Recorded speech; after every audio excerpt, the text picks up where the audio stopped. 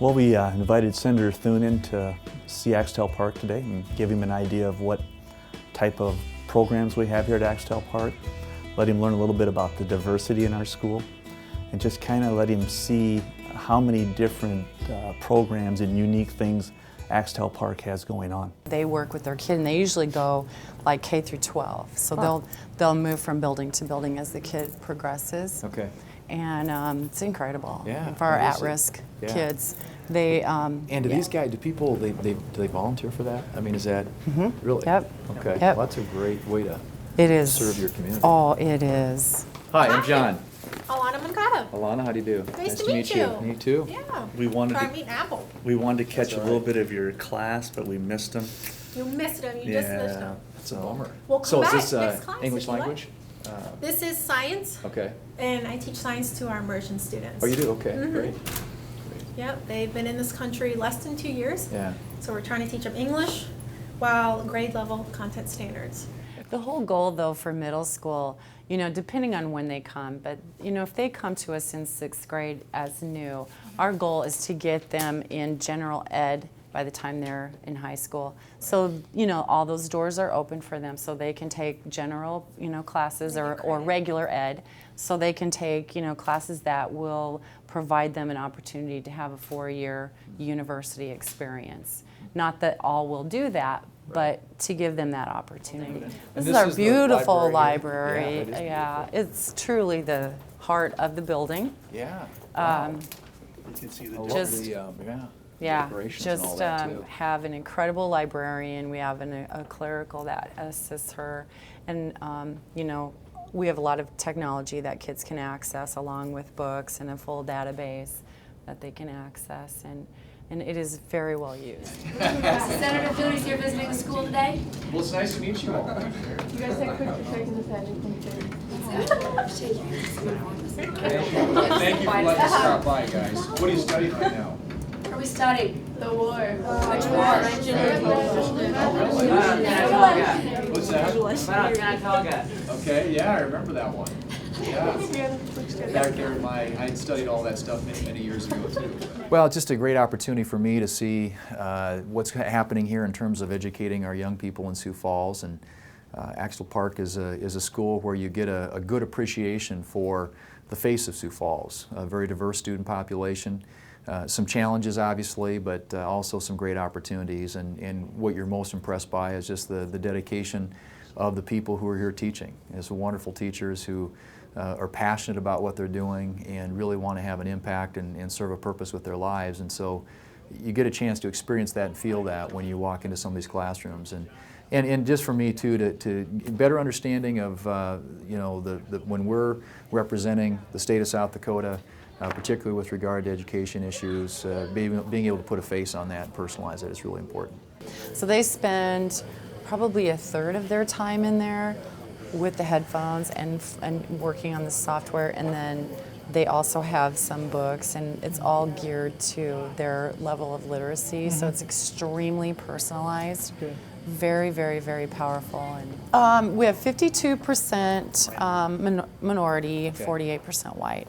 This right here, this is another sub, but this is a reading class, and it's designed for kids that are basically they're general ed or they're sheltered, so they're not in that special immersion group, but they are below grade level, and so this is a support Trying for to bring them. it back up, okay.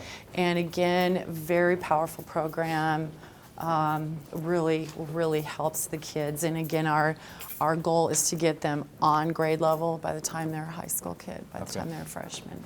Well, we're inviting people in from the community to kind of give them a feel to see what's going on in our schools. I think a lot of people don't step in a school building and don't have an opportunity to actually see what's going on. And I think if we bring people into the buildings, they will see all the great things that are going on and feel better about public education. Hi, I'm John. Barb, nice to meet you. Nice to meet you. Yeah, thanks for your good work. Thank you. So you have vocal, do you have instrumental too, or is it? I have just vocal, just yeah. vocal. But then 6th grade general music and like a rock on music history class, and then I teach immersion music, which is to all students who are new to the country. Wow. And how do you go about doing that? I mean, what would be an example of an immersion for a student that's you want to learn music and kind of learn American style music? Sure. We do a lot on language acquisition. Okay. So through the words, through the lyrics of the song, Yeah. we do a lot on teaching them vocabulary. Okay. So a lot of it's, we start with pictures, then we add words. So it's a lot of teaching them English as much as it is teaching them English style And music. what style music? I mean, what genre? We kind of Does do it all mix it up? genres. Yeah. Yeah, we kind of do everything because we try to do what's appropriate. Sometimes we do seasonal things. Sometimes we do, things that just hit vocabulary we want them to know. Right. So we review as many words as we can every day. Interesting. This is a Spanish classroom, and this is for high school credit. So these kids are taking a high school class. I also teach ELL, and that has also helped me in that experience because I have 2 boys right now that speak no English at all, only Spanish. And so for me, I'm able to make that connection with them and then help them out. And it's just amazing their first day of school when they come to me finally, and I'm like, hola. Yeah. They look at me, they're like, oh. Yeah. Oh my gosh, I can think clearly. So it's really, I'm very lucky. Now, before we go in here, I just wanted to tell you a little bit. This is a Sped program. This is a pull-out program. So these students are not with the general ed population. They're considerably lower, like cognitively delayed is the official term. And we are one of 2 cluster sites. So every student who is cognitively delayed who qualifies for that based on their IEP would come to either our building or Patrick Henry. Okay. As far as the immersion center, we are the only building that houses the immersion program, and then we are one of 2 that house the sheltered program. So these 2 classrooms, like we have 2 behavior rooms, and kids can go, we can just peek in here if you want. Our behavior rooms are for kids that struggle to get along in the classroom, and so they can take 1 period, sometimes a period plus a study hall. And this is typically one of their favorite classes. They can come in here and learn how to express themselves when they're angry. Most of it's literacy based, so they read books about kids that have explosive tempers, and then they get to talk through that. This is Heidi Freeze, and then Susan Hartman right here. She is our behavior facilitator, so she's like an assistant in the classroom. 1 in 4 of our students qualify for an IEP. They're on an IEP, so we have quite a few kids on an IEP, and some students, go through their day and they just get some extra support, and then some students have some special classes, and then some are in Sarah's pull-out classroom. Okay. All right, Josh, what's the name? R radius. We take radius times radius. Nice job. Nantanil, what is the radius of that circle? 6. All right, so how are we going to find the area of that circle? Beverly? On it, 6. What I'm reminded of, I guess, is that how sort of compared to when I was a kid, how different things are, and just the challenges of language barriers and those sorts of things, which some of us take for granted. When you grow up in a small town in South Dakota, it's a different experience and a different background, and what this gives you an appreciation for is how that has changed, and the challenges, as I said, that presents, particularly with regard to language and immersion classes where you're trying to get students sort of up to speed and ready to go to that next level. But certainly something that again, you come away just impressed by how committed and how dedicated the people who work here are toward helping those students make that next step in life. Students have several choices, and again, a lot of our students are on free and reduced, but you would never know it. They enter their account code, whether they're a free lunch or whether they're a paid lunch. Now, you guys, this whole these new rules on school lunches, are you getting blowback on that? Our kids are great. We just haven't had any issues, but you can see there's a lot of fruit and vegetable offerings, and they do have to take, they have to take 1. They can take 2, but they don't have to eat it.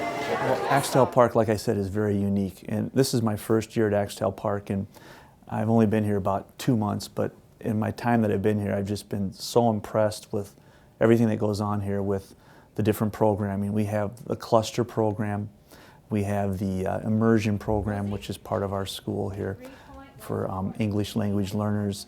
We have a sheltered program that bridges the gap between their English learning to where they get competent in it. There's a structured teach program here. We have regular ed program, we have special education, and we have a lot of diversity in our building. So there's a lot of things that go on with that diversity too. Well, I always think that when they make those statements, they kind of generalize, and I think that there are obviously some areas of the country where there are some real struggles, and I think that we all aspire to a goal to have really high standards for our students, to have the kind of accountability that we want from our schools, but at the same time recognize when schools are doing a really good job, and particularly doing a good job under difficult circumstances. And that's one of the things that too often federal policy doesn't take into consideration. And that's why I've been a big advocate as Washington comes up with education policy, that they allow the type of flexibility that's necessary for school districts to achieve the goals, but in the way that works for them. And sometimes that is different. It's different in this school than it might be in a school in a more rural setting of South Dakota, and certainly different than in a school perhaps in inner city in a big populated center of the country. But it's important that Washington recognize that students learn at different rates, and that we need to make sure that we're giving them the opportunity to learn at the fastest rate possible, and that they have the tools available to them. But so much of that comes down to the dedication of these teachers, these people who are in the classroom, and that's one of the things I guess that really impresses me about what I saw today, and in many cases what I see as I travel across South Dakota. Well, I just think the most important thing is that he should take from this is that he sees the kids that we're teaching, and all these kids are future citizens of Sioux Falls or some part of the United States. And our goal is to educate them in a way that they are going to be positive citizens in our community. And I guess I wanted Senator Thune to see the different diversity that we have and just all the programs that we have, so that a politician has an understanding of what it takes to make something like that run and make something like that work. And I would just like to encourage anybody that happens to maybe see this on KLIN or whatever, that is a business leader or a community member or a grandparent or just somebody that's in the community that's interested in knowing what's going on in our schools. Feel free to call any school in our public school district here in Sioux Falls, and we'd be more than happy to give you guys an opportunity to see what is going on and to see the great things that are going on in the schools here in Sioux Falls, South Dakota.